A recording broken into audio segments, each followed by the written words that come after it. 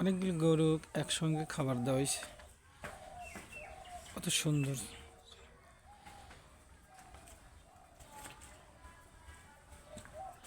প্রথমে খেয়ার খাওয়ানো হয়, এরপরে খেয়ার খাওয়ানো শেষ হলে বসি খাবার দেওয়া হয়, অনেকগুলো দহন করা হয়।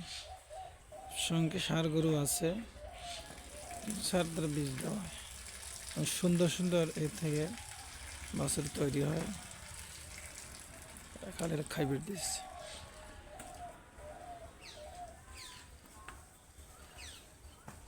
এদিকে ভালো ভালো ষাঁড় বাছুর, বকন বাছুর আমরা বিক্রয় করে থাকি।